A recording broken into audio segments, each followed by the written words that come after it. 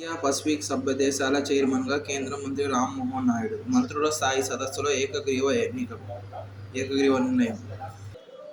మణిపూర్లో స్థానిక జనాభాలో దాదాపు 53% మెయిటీలు రాష్ట్ర విస్తీర్ణంలో 10% ఉండే ఇంపాల్ లోయలోనే నివసిస్తూ ఉంటారు. దాన్ని దాటి కొండ ప్రాంతాల్లో స్థిరపడడానికి వారికి అవకాశం లేదు. అది అన్యాయమని గళమెత్తుతున్న ఆ వర్గీయులు తమను ఎస్టీలుగా గుర్తించాలని దీర్ఘకాలంగా ఉద్యమిస్తున్నారు. ఆర్థికంగా, సామాజికంగా, రాజకీయంగా శక్తివంతులైన మెయిటీలను ఎస్టీ జాబితాలోకి చేరిస్తే తమ జీవితాలు ఇంకా దుర్భరమవుతాయని కూకీలు, ఇతర ఆదివాసీలు కలవరపడుకు గురవుతున్నారు. జిన్పింగ్ ప్రతిష్టాత్మకంగా చేపట్టిన చైనా, పాకిస్తాన్ ఆర్థిక నడవ సిపిఇసి బలూచిస్తాన్ గుండా సాగుతూ ఉండడం వివాదానికి మరింత ఆజ్యం పోస్తుంది. ఆర్థిక వృద్ధికి సిపెక్ తోడ్పడుతుందని పాకిస్తాన్ ప్రభుత్వం ఆశిస్తోంది. అయితే తమ ప్రాంత వనరులను కొల్లగొట్టడానికి ఇదొక ఎత్తుగడ అని, దీనివల్ల తమకు ఎలాంటి ప్రయోజనం లేదని స్థానికులు భావిస్తున్నారు. సిపెక్కు సంబంధించిన ప్రాజెక్టుల సిబ్బందిపై, ముఖ్యంగా చైనీయులపై ఇటీవల దాడులు అధికమయ్యాయి. సిపెక్లో భాగమైన అరేబియా సముద్రంలోని గ్వాదర్ పోర్ట్ సైతం బలూచిస్తాన్ ప్రాంతంలోనే ఉంది. బలూచ్ వేర్పాటువాదాన్ని పాకిస్తాన్ ఉక్కుపాదంతో అణిచివేస్తుండటంతో పరిస్థితులు మరింత జటిలంగా మారుతున్నాయి. ఒకవైపు బలూచ్ ప్రజల నిజమైన సంక్షేమం, వారి సమస్యల గురించి పట్టించుకోకుండా ఇండియాను ఆడిపోసుకుంటడం పాక్ దొంత ప్రమాణాలకు అద్దం పడుతోంది. రాజస్థాన్లో సామాజిక కార్యకర్త బన్వారీ దేవిపై సామూహిక అత్యాచారం జరిగింది. ప్రపంచాన్ని నివ్వెరపరిచిన ఆ అమానుష ఘటన నేపథ్యంలో పనిచేసే చోట మహిళలపై లైంగిక వేధింపులను నివారించేందుకు సుప్రీంకోర్టు విశాఖ గైడ్లైన్స్ను తెచ్చింది. బాధితురాలైన బన్వారీ దేవిని మాత్రం ఊరువాడ వెలివేసింది. నిర్భయ దారుణం తర్వాత నేరస్తులకు కఠిన దండనలు విధించేలా ప్రత్యేక చట్టాన్ని తెచ్చారు. బయోసెక్యూర్ యాక్ట్తో భారత ప్రభుత్వానికి మేలు. అమెరికా ప్రభుత్వం తీసుకొస్తున్న ఒక కొత్త చట్టం మన దేశంలోని ఔషధ పరిశ్రమ వర్గాలలో ప్రధాన చర్చనీయాంశంగా మారింది. ఆ చట్టం వల్ల మనకు కలిగే మేలుపై పరిశ్రమ వర్గాలు దృష్టి సారిస్తున్నాయి. బయోసెక్యూర్ యాక్ట్ చట్టాన్ని యుఎస్లోని హౌస్ ఆఫ్ రిప్రజెంటేటివ్స్ ఇటీవల ఆమోదించింది. దేశంలో విద్యుత్ వాహనాల ఈవీ వినియోగాన్ని ప్రోత్సహించే నిమిత్తం ఫేమ్ స్థానంలో 14,335 కోట్లతో 2 పథకాలకు కేంద్ర మంత్రివర్గం ఆమోదముద్ర వేసింది.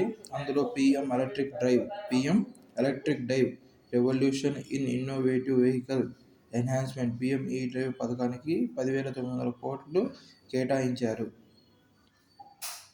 2 ఏళ్ల పాటు ఇది అమలులో ఉంటుంది. పీఎం ఈ-బస్ సేవా పేమెంట్ సెక్యూరిటీ మెకానిజం పీఎస్ఎం పథకానికి 3,435 కోట్లు కేటాయిస్తూ మంత్రివర్గం బుధవారం నిర్ణయం తీసుకుంది. పీఎం ఈ-బస్ సేవా పథకం ప్రజా రవాణా సంస్థ పీటీఏలు ఈ బస్సుల కొనుగోలుతో పాటు 12 ఏళ్ల పాటు నిర్వహించడానికి 3,435 కోట్లు కేటాయించారు. 2024-25 నుంచి 2028-29 మధ్య 38,000 ఈ బస్సులు రోడ్లపైకి రావడానికి ఈ నిధులు ఉపయోగపడతాయి. యాంటీ మైక్రోబియల్ టీకాను భారత్ బయోటెక్ ఇంటర్నేషనల్ మన దేశంతో పాటు కొన్ని ఇతర దేశాల్లో అందుబాటులోకి తీసుకురానుంది. దీనికోసం అమెరికాకు చెందిన అలోపెక్స్ ఇంక్ అనే సంస్థతో భాగస్వామ్య ఒప్పందం కుదుర్చుకుంది. దీని ప్రకారం అలోపెక్స్ ఇంక్కు చెందిన AV0328 అనే యాంటీ మైక్రోబియల్ టీకాను అలోపెక్స్, భారత్ బయోటెక్ సంయుక్తంగా అభివృద్ధి చేసి మార్కెట్కు అందిస్తాయి. ఈ టీకా తీసుకున్న వారిలో యాంటీబాడీస్ వృద్ధి చెంది PNAG పాలీఎన్ఎసిటిల్ గ్లూకోసమైన్ పాథోజన్ను పూర్తిగా నిర్మూలించడాన్ని గుర్తించినట్లు వివరించింది. ఈ టీకాను మన దేశంతో పాటు తక్కువ ఆదాయాలు గల మరికొన్ని దేశాల్లో విక్రయించే హక్కులు భారత్ బయోటెక్కు ఉంటాయి. అంటువ్యాధుల వ్యాప్తిని అదుపు చేయడానికి ఈ భాగస్వామ్యం ఉపకరిస్తుందని Bharat Biotech executive chairman doctor Krishna Ella పేర్కొన్నారు. 70 ఏళ్లు పైబడిన వారందరికీ ఉచిత ఆరోగ్య బీమా. ఆయుష్మాన్ భారత్ పరిధిలో ఉన్న వృద్ధులకు ఇప్పుడు 5 లక్షల అదనపు కవరేజీ లభిస్తుంది. కుటుంబంలో 70 ఏళ్లు పైబడిన వారు ఇద్దరు ఉంటే వారికి సగం ప్రయోజనం వర్తిస్తుంది. CGHS ex service man contributory health scheme, Ayushman central armed police force పథకాల కింద ఉన్న వయోవృద్ధులు వాటిని కానీ